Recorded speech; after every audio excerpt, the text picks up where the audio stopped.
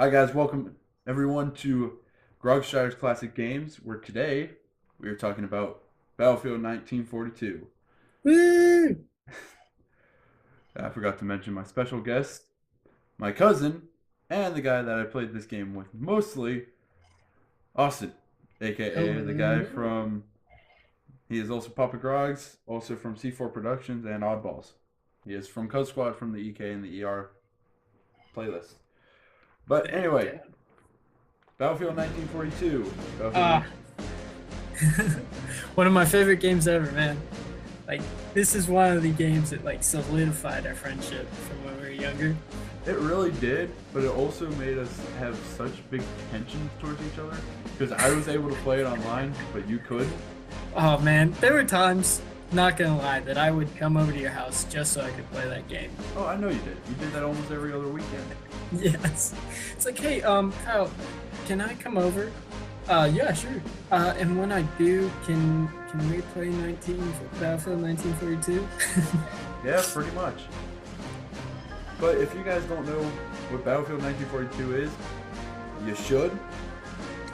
But Battlefield 1942 is a 3D World War II first-person shooter video game developed by Swedish company Digital Illusion CE, otherwise known as DICE, the expansion of Electronic Arts, also known as EA. Battlefield 1942 came out on September 10th, 2002 in the United States, otherwise it came out in Europe on September 20th, 2002 for Windows, and June 28th, 2004 for OS X.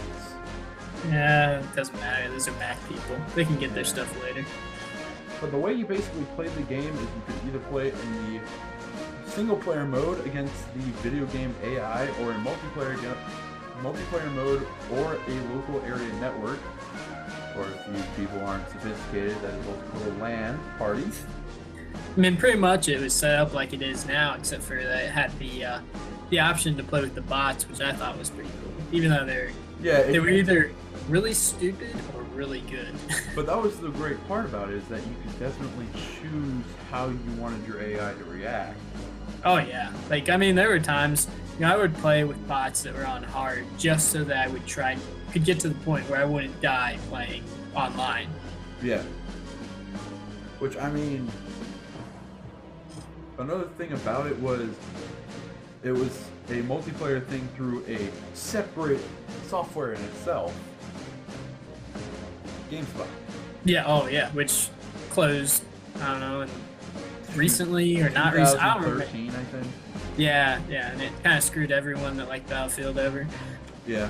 Couldn't play online anymore and stuff, but they've made ways around that. There's actually a patch out that I looked up that you can actually download in order to be able to play it online still. The servers come up in game and everything, so we definitely gotta check that out. Maybe do a Cuz Squad in it at some point.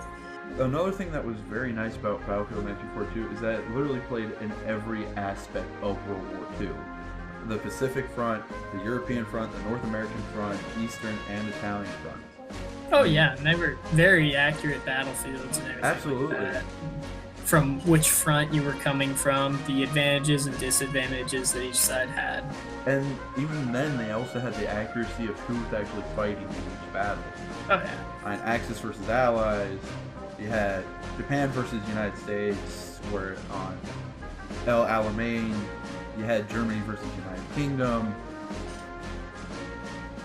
I mean, it was just so accurate. Right. And I mean, one of my favorite ones just to kind of play through the scenario was always the Omaha Beach, right?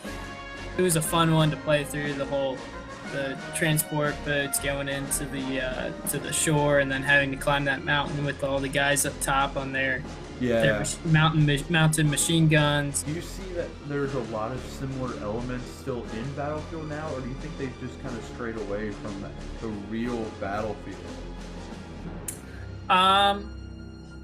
A little bit of both, because there's definitely the aspects as far as they have the larger maps with the class system, like the different classes and everything.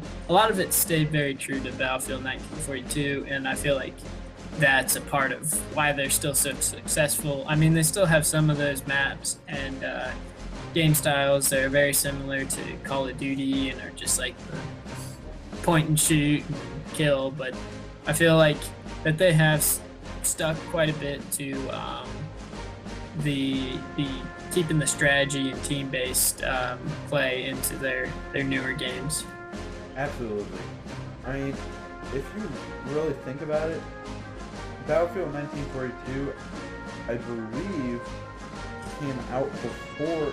Yeah, it came out a whole year before the original Call of Duty came out.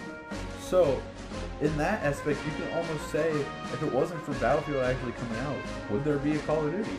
You also have to think, obviously without Battlefield 1942, there would be no Battlefield 2, and so Right. on and so forth. No Bad Company, no 3, no 4, No Hardline. no Hardline.